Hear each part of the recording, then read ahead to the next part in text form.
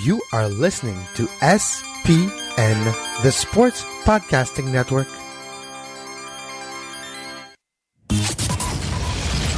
Welcome to Scuderia F1, the podcast that's always up to speed with the latest Formula One news. Follow us on Twitter at Scuderia F1 Pod and subscribe to the show on iTunes and Stitcher. Now, here are your hosts, Mark Dailey and Kevin Laramée. And good day, good night. Welcome to Scuderia F1, the podcast that is always up to speed with Formula One. Mark, we had an interesting Malaysian Grand Prix last weekend. The last, maybe not forever, maybe the last for a few years, like I was speculating last weekend. It got clarified during the week. But let's start with the beginning of last weekend, Friday. And the bad luck of the Ferrari on a Saturday morning, but I want to talk about one issue that happened on Friday, and it was quite scary, and it happened with a Haas. It could have happened with a Ferrari or a Mercedes just before. Romain Grosjean hitting that drain trap and wrecking his car at 200 miles an hour. This could have been a tragic accident. Yeah, you're not kidding. And what's interesting since then is that Haas is actually going after Sepang to cover this estimated $750,000 bill to, well, basically repair the car that was completely destroyed. Because if you see the pictures of it, there's nothing left on that right rear corner of it. The floor is broken, the suspension's broken, and all that sort of stuff. I mean that's immaterial if you think that the most important thing is that Roman got out of the car, walked away unscathed, and that, of course, is the big thing, is because he hit that trap and then crashed heavily into the barriers, and that was a scary moment. No, it was a terrifying moment, and what's in the rule book, too, is if you're a team like a Formula One team and you're a Haas, you're not the team with the biggest budget. And we're talking about damage of a car to $750,000.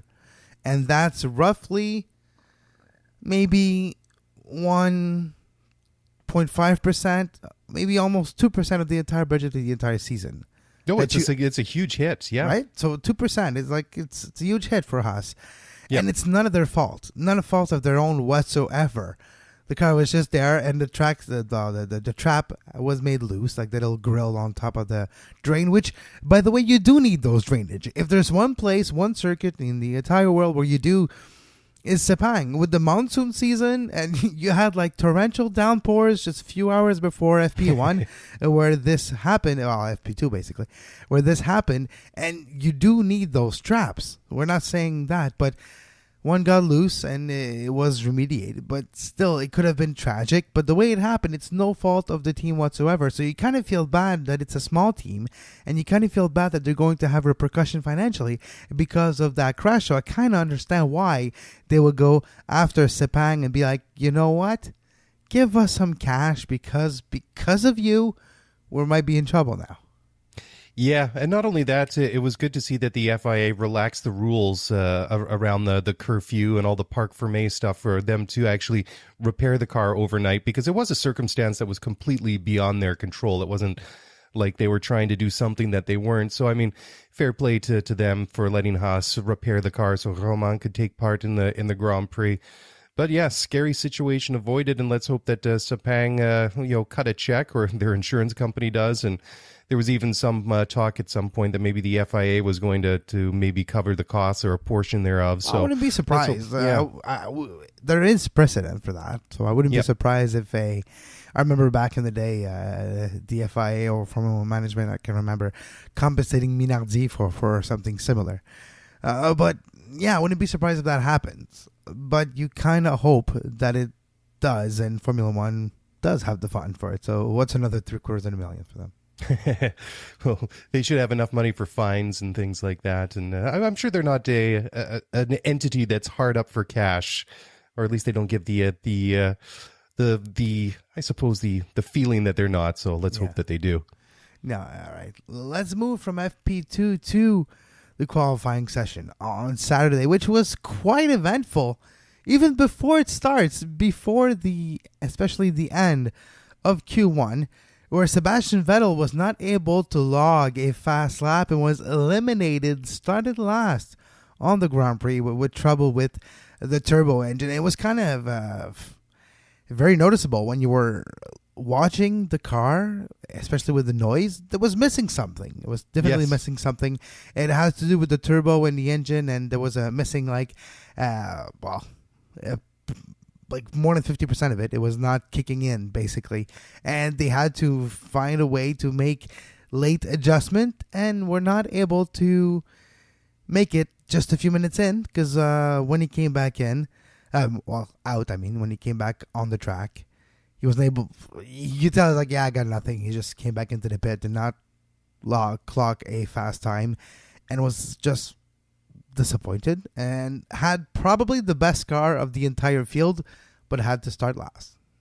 And it was so weird, too, watching the qualifying session, just to see that Sebastian Vettel did not even do more than a lap or so and did not even get out of the bottom 5. I mean, it was basically the next 4 cars ahead of him were eliminated and making that chop there. But to see him at the very back of the grid was just completely bizarre. I mean, and it's a real shame, too, because when you see the pace that Kimi Räikkönen had, he finished up second fastest on the grid next to Lewis Hamilton. So the Ferrari had the speed, but it was also equally strange, the pictures that you saw over the race weekend with the Ferraris with the engine covers off and Riva Bene standing there looking into the car as if he knows what's going on. But you could tell he was very, very concerned, and that is one of the items that's come out subsequently, that I think that Maurizio's basically went and flipped everything upside down about the lack of quality control, because we might be stepping ahead of ourselves a little bit here. Despite Kimi Räikkönen having such a good qualifying session, it ultimately didn't help him in the end, because much like Sebastian Vettel didn't take part in qualifying, poor Kimi Räikkönen didn't take part in the race itself for exactly the same problem. Well, exactly. I was going to mention, it seemed to have been the same problem too. And it was a lack of reaction of the turbo and of the turbo components of the car on the starting grid. And that image of Ferrari putting the training wheels back on that F1 and driving it up to the starting grid into that small opening of the pit wall, into the garage just before the formation lap, that was quite sad to see. Definitely. It was a really weird picture, too. If they kind of look down the grid, you see Seb right at the very back of the grid, and then his teammates' grid spot completely empty at the opposite end.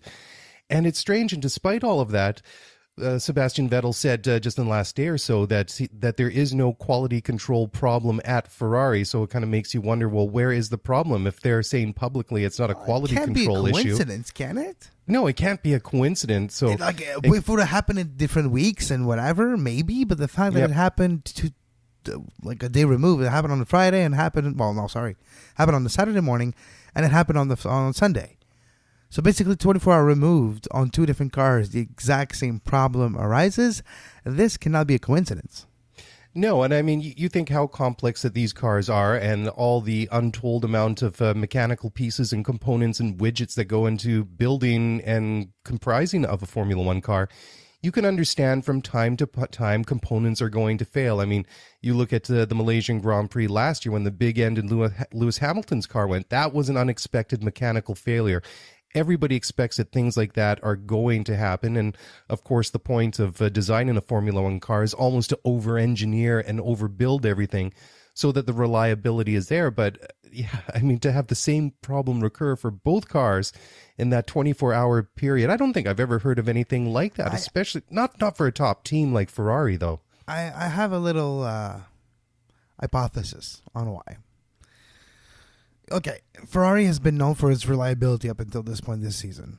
Mm-hmm. And it was fast early on. And slowly they need to develop the car more. And the one thing is those cars are really heavy. And if you want to better the development of the car, you want to accentuate its power, you eventually need to get rid of some weight. So you shave off pieces.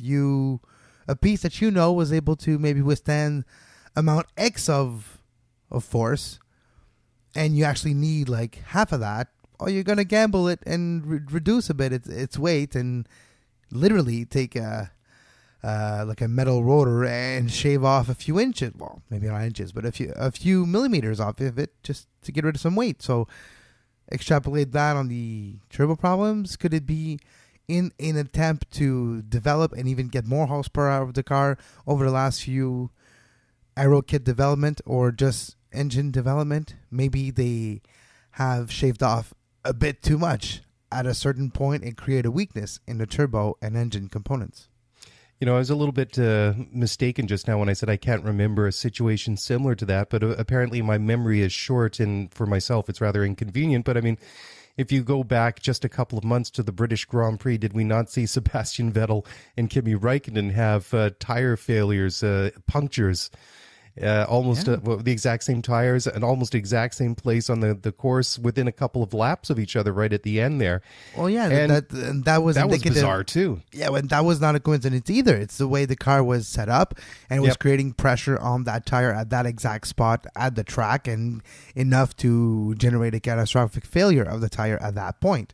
Yep. And the way the tires are made to endure pressure, and the way most of the part, Mark, are in the Formula One, the way they're made to handle pressure and force and everything involved in being a part of a Formula One car, is they work, they stop working, they're exploded. What I mean is there's no drop off. It's not going to, you're going to notice, okay, usually it works up until it doesn't. And that's made so that you can actually get most amount of performance for the longest time. If there was a decline and if you can feel the brake and you know what I mean, you lose performance, and at the end of our big race, it makes a big difference. Anyways, so that's one of the reasons, and I wouldn't be surprised if it's something, we're getting really technical here, but I wouldn't be surprised if it's in an attempt to maybe reduce the weight of the car. They went a little too far. It could be, but the one thing is, I do recall hearing that the Ferrari was already slightly lighter than the Mercedes to begin with this year, but it does make you wonder if they were trying to exact some extra performance out of the car somewhere, like you say, and they just got burned for it, which is a real shame, because you think now, you go back the last couple of races, Singapore, the first lap, the two Ferraris canceled each other, and poor Max Verstappen out at the start-finish line. They didn't even get to the first corner in what was self-inflicted, that one. And then you fast-forward 2 weeks later to the Malaysian Grand Prix, and they have all these problems again. So for the past two races, not only has Vettel not been able to collect the maximum amount of points he could, well, I guess you could make the argument he did at the Malaysian Grand Prix, but fans, he went from 20th to 4th. Fourth, which was impressive. If the race was maybe 3-4 laps longer, I wouldn't be surprised if he would have ended up on that podium. Yeah, he could very well have been, but just the overall scenario is that the race fans everywhere have been denied the opportunity of watching Sebastian Vettel and Lewis Hamilton really going at it. The one real surprise this weekend, of course, was despite being on pole position for his 70th career pole, Lewis Hamilton wasn't the guy that disappeared down into the distance when the lights went green on Sunday. But after a couple of laps, it was the Red Bull of Max Verstappen who passed Lewis Hamilton with pace to spare. That was a beautiful move, Mark. How Verstappen, and the way Verstappen talked about his move, he's like, I was trying to do a move, the most aggressive, in a way to be safe too, because Lewis is fighting for the championship. I don't want to be the guy who just kicks him off the track. And very wise words, very wise move by Verstappen. It was clean. It was perfectly done. And yes, he gambled a bit, not necessarily with the move, but if you go with the mentality and the philosophy behind the moves, who has most to lose if it goes awry in a overtaking attempt? Definitely it's Lewis. So technically Lewis should react a bit more conservative. So that gives Verstappen the edge to trying to go for it. And he did. And he did have the car to stay in front. And because it was a little damp at the beginning, it kind of gave him the chance to acclimatize correctly with the car. And the car was actually faster than the Mercedes on the day. And you don't see that often. And he took advantage of it and did a flawless race and was able to just go on and win. Yeah, and it's well-deserved for Max. I mean, the guy, I think, has only completed less than 50%, I think it was, of the season so far when you take into account all of the unfortunate and sometimes bizarre circumstances that have cost him the opportunity to compete. I mean, he's had mechanical problems. He's been hit by other cars, most notably the Torpedo, who wasn't at the Grand Prix last weekend, of course, with Pierre Gasly taking his seat at Toro Rosso. But it was well-deserved. I mean, I think after last year, the promise and what we'd seen from Max, I mean, obviously he won his very first race for the Red Bull at the Spanish Grand Prix after replacing the aforementioned Daniel Kvyat. And then he was impressive. I mean, you go back and you look at that Brazilian Grand Prix that took place in that downpour and was stopped at one point. I mean, that was absolutely epic. I mean, the way that he passed people, well, not just left, right, and center, anywhere he could on the track was nothing short of phenomenal. And just the fact that he's just hasn't had the opportunity for one reason or another to really race this year and has been being denied the opportunity to do so, for me has been one of the disappointments of the season. But again, what with Ferrari shooting themselves in the foot, gave the opportunity for somebody else to step up. And on the day, it was Red Bull, obviously Max winning and Danny Ricciardo getting third place. But like you say, who knows if it won another 5 or 10 laps, maybe it was a Ferrari of Sebastian Vettel. But that's all just a hypothesis, and it didn't happen in the end. And Danny Ricciardo sort of keeps up what's been a fairly impressive campaign as well. Well, there's one thing we don't necessarily talk enough about, and it's the talent of the two drivers of the Red Bull. Verstappen and Ricciardo they do have a great track record. They're great on wet conditions. They're great whenever they have a chance to express themselves with the car. I think if you would have given them just maybe 50 horsepower more in the entire season, we're talking about Red Bull winning the both championships so far. The drivers are that good. They just don't, and they didn't have in the last 2 years, a car to compete at the highest level with, Mercedes, to be quite honest. So outside of that, like, if you level the playing field, cream rises to the top, and Verstappen, Ricciardo, I would put them against any other driver in Formula One with equal car to beat them. Yeah, unfortunately, Red Bull has kind of gotten the headlines for all the wrong reasons this year because, of course, they haven't had the car that they thought they did, despite Helmut Marko saying earlier this week that he believes that they have the best chassis in Formula One, which could very well be the truth. But the Renault engine just doesn't quite match up to the Ferrari or the Mercedes, which is a shame. But they obviously have gotten headlines for that. There was the infamous incident at the Hungarian Grand Prix when Max, he obviously got a little bit too enthusiastic, crashed into his teammate and knocked him out after only a couple of corners on the opening lap.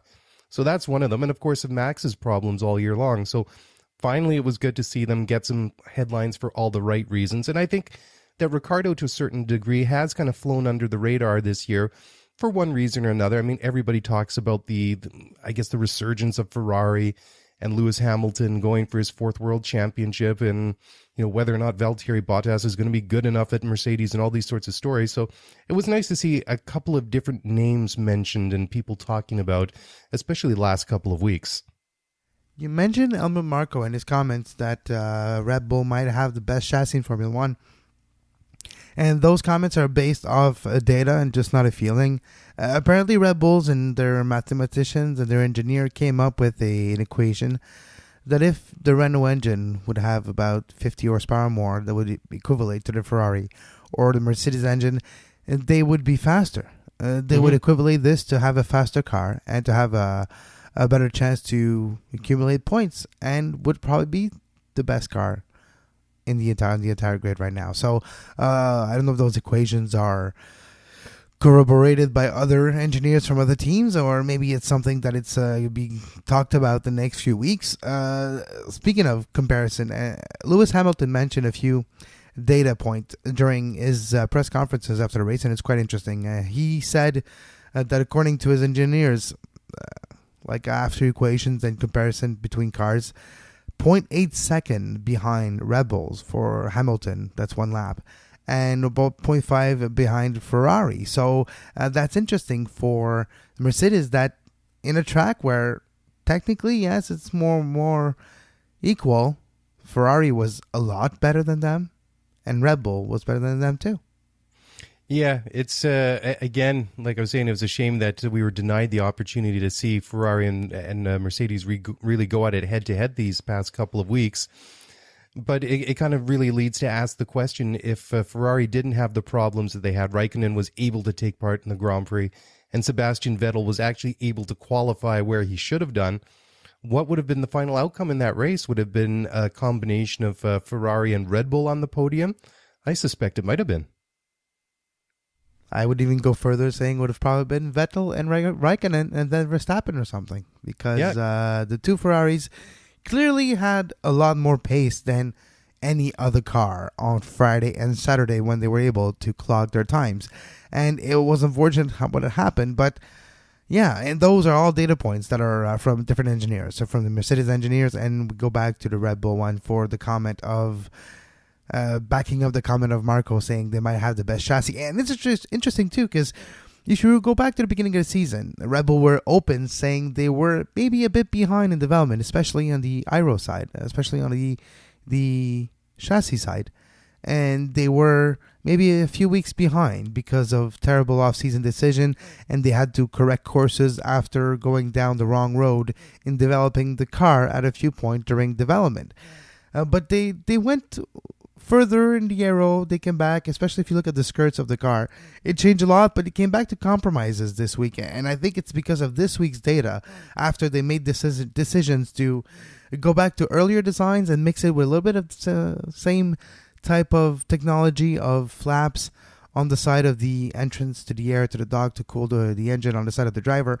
The way all those little deflectors are positioned, now it's quite stable and they're quite happy. And I think it's because of those data points, because of what they have accumulated at Sepang with those brand new deflectors and chassis, that they can say they have the best chassis. So no, it's fascinating how with development now, even though Lewis Hamilton is gathering a lot of points, and even though they're still going to win the Constructors' Championship for sure, and probably the Drivers' Championship as well, they're not necessarily going to be the best car going forward. The other teams are catching up.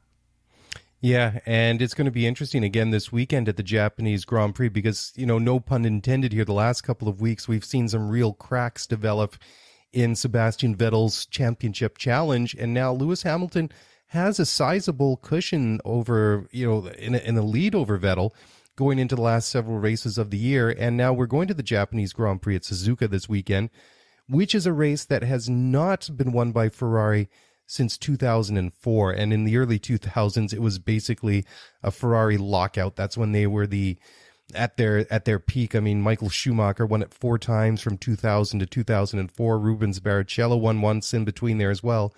And since then, they have not been on the top step of the podium. And not surprisingly, it's been the Mercedes that have won, the Mercedes team that's won the Japanese Grand Prix for the last 3 years. And 2 of those were won by Lewis Hamilton in 2014 and 2015. So it's going to be one to watch this weekend, how Ferrari can come back.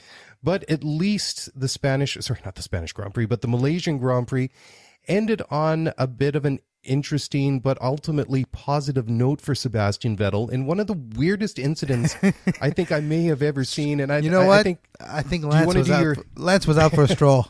Lance was out for a stroll on that in lap. He was not looking to his right. I've got to get some rubber. What are you doing there? Oh, bang! Sorry, Sebastian. Didn't see you there. Well, the thing is, when you see, and I've only seen the in-car camera from Sebastian Vettel, but when you see the accident actually take place, you don't even see Lance Stroll's car, so he's not even alongside him. So, I mean, the 2 guys were obviously picking up some rubber on their cool down lap there. But fortunately for Sebastian Vettel, despite having that accident, is that there were some concerns at the beginning that he may have to incur a 5 grid place penalty to change his gearbox. But they've examined it, and that's actually not the case. So he should be okay to go out and qualify for the Grand Prix this weekend. And hopefully, compared to the last couple of weeks, that this run of bad luck for Ferrari and Sebastian Vettel is about to turn. Because, I mean, honestly, it could not have gotten any worse. Yeah. No, it's literally what it is. Or if you're a conspiracy theorist, you're saying, well, Lance Stroll has a Mercedes engine. Trying to put a damper in Vettel's chances? No. He looked left and turned right. Like, oh, sorry. Bang. Pulled the Schumacher. No. I don't think that's the case. I'm just having fun here. But it's quite fascinating how sometimes when it rains, it pours. And when weird stuff starts happening, it just keeps on happening. It does. And talk about what an unfortunate timing for Sebastian Vettel, too, because you really thought that for the longest time he was, he looked so comfortable there because he was on top of the championship, and sometimes he had quite a comfortable lead over Lewis Hamilton, and now it's completely flipped around. unfortunately for Sebastian, now time's really against him. I mean, we really are going into the last couple of races of the season, which honestly seems a little bit insane to think how quickly the year's gone when you think about it. But he's got a lot of work to do, because he can win races, but he's going to have to get a little bit of luck, because Hamilton is almost in a bit of a similar situation that Nico Rosberg was in this time last year, that he didn't really have to push to win all the races. He just had to really take care of the car and just not... But that can be dangerous, though. Like, I don't necessarily think it is the best course of action. It's always the famous analogy in team sports: when you're guaranteed to make the playoffs late in the season, you rest your big assets so they don't get injured, but then they lose kind of momentum and game shape, and you go into the playoff not as quote-unquote hot as you could have been. I think it's the same type of thing, and I think in Formula One it's even more dangerous. The amount of energy, concentration, focus, dedication that it takes, you either do it or you don't. You can't just go 90% and saying, look, we're going to take it easy. So I think if you're Lewis Hamilton, you have to go for the wins every time. You can't do it otherwise. I think every single driver out there, I think that's how they literally need to mentally prepare themselves. Even if I don't think I have the best car, I'm going to win today. Yeah, and I think Lewis Hamilton, too, will probably be a little bit more, I wouldn't say aggressive, but I think he'll be more, what's the word, maybe a little bit more proactive compared to Nico Rosberg, because Nico this time last year was very much in protective mode and just doing as much as he could to really, well, I think he was trying to put the ball into Lewis's court, but I mean, he really didn't push it any more than he needed to. No, and here's my other sports analogy. Nico Rosberg was just like Chris Froome in the Tour de France. You don't need to be the fastest. You just need to be faster than the second guy. That's how you win. That's true, yeah. There's a big difference. There's an amazing difference. Nico Rosberg didn't want to be the faster guy. He just wanted to be faster than the second guy, which would make him the fastest guy. But there's a big difference of mentality in the way you approach races, in the way you decide to go for an overtake or not, because you are a little bit more conservative. And that's what I come back to what I was talking earlier with the overtake of Verstappen on Lewis Hamilton. Lewis Hamilton reacted in a very conservative way and not necessarily fighting for that spot with dear life, because he knew he had more to lose if he would to make a mistake. And that's the type of mentality that Nico Rosberg had all season long last year, is you make sure you don't lose what you have already gained and you just chip at it.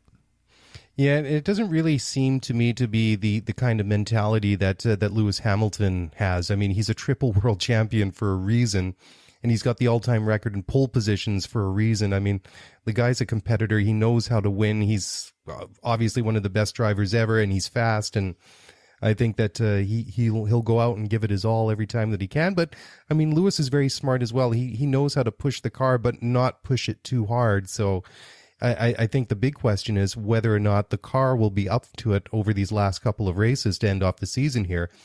And, I mean, the signs really aren't all that promising. I mean, of course, Lewis has benefited from some extremely good fortune over the past couple of weeks, and that's going to be the big question. What happens if they're all on a level playing field come Sunday morning? Or, Sunday morning here, or Saturday night, I guess it could be. I might actually get to watch this one live for once. Yeah, but it's like Saturday at like 1 a.m. or something usually now. Yeah, which is, for me, that's the perfect time. For you, it's like exactly this time. Yeah. Well, yeah, exactly. We'd be in pre-race mode at this moment. But just to finish my thought there is that when the lights go green on Sunday and everybody gets through qualifying, gets to the race without any problems, that when it comes down to Vettel versus Hamilton at the Japanese Grand Prix, who's going to come out on top? Because, I mean, Ferrari's obviously had the pace the past couple of weeks, but they just haven't been able to pull it off largely because of their own faults over the last couple of races. So, in a parallel universe somewhere, Sebastian Vettel won the last two races, and he's close to a lead of the championship, right? That's how close, and how just a fork in the road decision or bad luck coming into the equation, and instead of winning, you don't. Instead of going on to win, you just crash out. Yeah, sometimes it's very close. And what if he doesn't cover the move of Verstappen 2 weeks ago? What if he just continues first and just goes on to win? And what if he doesn't have an engine problem turbo problem when he's trying to qualify, gets the pole and win. We could be talking about a very different drivers' championship right now, but yeah, it wasn't meant to be. Well, that's sports, and I guess it doesn't really matter if it's motor racing or hockey or football or soccer, whatever it might be. Sometimes it's these unexpected circumstances, because I bet you there was nobody more surprised than Lewis Hamilton at the Malaysian Grand Prix a couple of weeks ago, that at the start, when he's looking at 3 or 4 cars in front of him, by the time he got to the first corner, he's looking at an empty track in front of him. And then, good job, mate. Thanks. Thank you very much. I appreciate it. He must have been looking to the skies and looking up to the big guy up there, thinking, somebody likes me. Somebody's cheering for Lewis Hamilton this year, because the motorsport gods were definitely with Lewis Hamilton on that day. And then again, last weekend in Malaysia as well. So whether or not he has that continued luck, whether or not he's built up enough of a lead over Vettel to last him till the end of the year, because I mean, we're already in the first week of October here. When you think about it, the final race of the year at the end of November really isn't all that far away. I mean, we're going to have Japan, then the USA, Mexico, Brazil, and then Abu Dhabi. I mean, they're all coming up really quickly now. So the time is running out, not just for Vettel, but for Hamilton, and he's probably hoping just as much as Vettel to get the season over. But of course, he's hoping that he can keep that lead over Vettel. So we'll see. It could be a fun ride, I think. Speaking of Suzuka, it's coming out just in a few days' time. What do you expect, Mark, to finish the show on the Japanese Grand Prix this year? Suzuka, usually a place where engine is needed, but not just engine and pure power. You kind of need to be able to use that power efficiently through curves, which mean a good chassis. So a balanced car with a good engine is usually good today, but because of the last few weeks, people are expecting Ferrari to maybe, if everything goes according to plan and no bad luck and no unnecessary change of turbos or gearbox or whatever is needed, Ferrari might be the best car in Japan. Yeah, I would agree with that, Kevin. And I think that's the big question. And that's the only question really, is whether or not Ferrari will be able to do it for themselves. Because as we've said quite a few times over the past half an hour or so, that the problems that Ferrari have had over the past 2 races have been completely self-inflicted for one reason or another. They've let themselves down, be it either in the strength and quality of the components in the car, or what happened on the racetrack just in literally less than a blink of an eye. So if they're actually able to get onto the track and they're able to get to the race, and when the lights turn green, I almost think it's hard to really predict that they won't be up there at the front of the race, and whether or not they'll be able to pull it off, or whether or not Mercedes may be at a bit of a disadvantage but might prevail through, say, a superior race strategy. That's the $64,000 question. But Ferrari have proven over the past couple of races that they do have the pace, and they've been better than Mercedes. And that is ultimately the question when it comes down to a one-on-one, who comes out on top. And I think it would be Ferrari, but there's a lot of what ifs. And let's just say let's go with Ferrari for this weekend, but let's put an asterisk at the end there, because if everything goes okay, if there's no monkey in the wrench, my prediction won't be necessarily about Ferrari or Mercedes. I do feel like Red Bulls are going to be brought back to life, maybe reality. Yeah, they've been a bit of a dark horse recently, and like we were saying earlier, it's good to see, and they could really throw a wrench into the works and make things interesting. I expect the difference, though. I expect Red Bull to be a little bit off the pace in Suzuka, because it's about the engine too, and they still have those horsepowers missing. So for me, Ferrari, Mercedes, and Red Bull this weekend, but because of driver influence on the cars, so let's say Vettel, Hamilton, Raikkonen, Bottas, Verstappen, my top 5.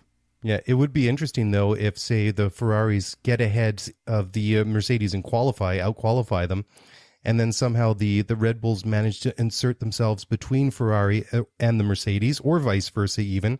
That could make for a very interesting scenario, and especially it would be interesting to see if, say, Vettel qualifies on pole, and then Lewis Hamilton finds himself down, like, say, similar to Singapore, maybe 3 or 4 places down behind, say, the Red Bulls or Raikkonen or something like that, just how he would react to that situation. So There are many, many storylines going into this Grand Prix, and it's going to be absolutely fascinating.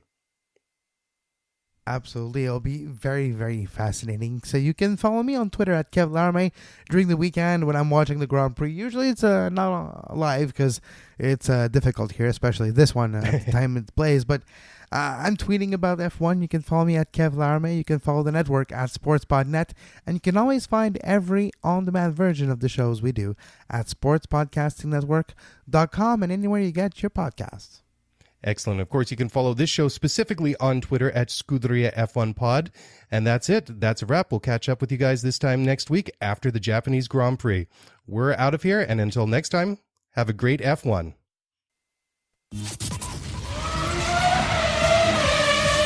Thanks for listening to the Scuderia F1 podcast. If you want to get the show notes for this episode, then head over to ScuderiaF1pod.com. Want to get in touch with us? Then email us at ScuderiaF1pod@gmail.com. You were listening to SPN, the Sports Podcasting Network. Visit us, sportspodcastingnetwork.com.